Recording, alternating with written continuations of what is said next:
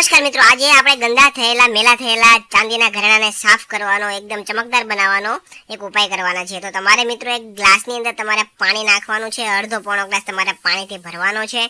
ત્યારબાદ મિત્રો તમારે તેની અંદર 1 થી 2 ચમચી જેટલો ઈનો તમારે જે હોય એ ઈનો તમારે તેની અંદર ઉમેરવાનો છે।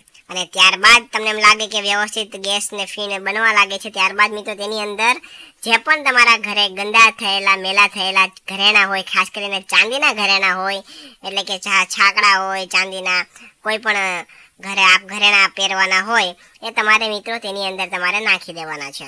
અને ત્યારબાદ મિત્રો ઘરેણા નાખ્યા પછી મિત્રો તમારે તેની અંદર જે બેકિંગ સોડા આવે, એટલે કે જે ખાવાના સોડા આવે, એ તમારે તેની અંદર 1 ચમચી જેટલા નાખી દેવાના છે।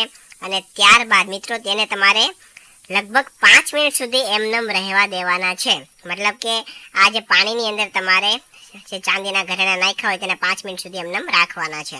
હવે મિત્રો જ્યાં સુધી છાકડા અથવા ચાંદીના ઘરેણા તેની અંદર રહે ત્યાં સુધીમાં તમારું નામ અને તમારા ગામનું નામ કોમેન્ટ કરીને જણાવી દો, જેથી કરીને અમે તમને સ્પેશિયલ થેન્ક્સ કહી શકીએ।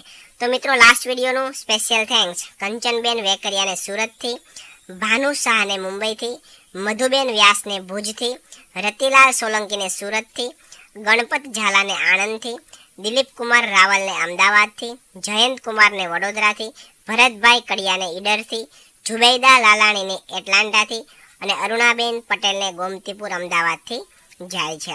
તો મિત્રો અલગથી એક કપડાં ધોવાનો સાબુ લેવાનો છે અને તેને તમારે મિત્રો જે ખમણી આવે, ખમણીની મદદથી તમારે એક વાસણની અંદર ખમણી લેવાનો છે, એટલે કે છીણી લેવાનો છે, તમારે ઝીણો તેનો ભૂકો કરી લેવાનો છે।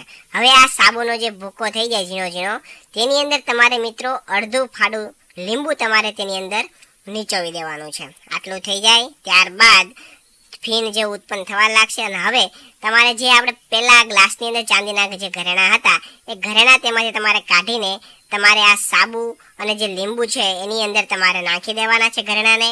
અને જે તમારી પાસે ટૂથબ્રશ હોય વધારાનું ઘરે પડ્યું હોય એની મદદથી તમારે મિત્રો 2 થી 3 મિનિટ સુધી આ જે ચાંદીના ઘરેણા છે એને તમારે વ્યવસ્થિત ઘસીને તમારે સાફ કરવાના છે।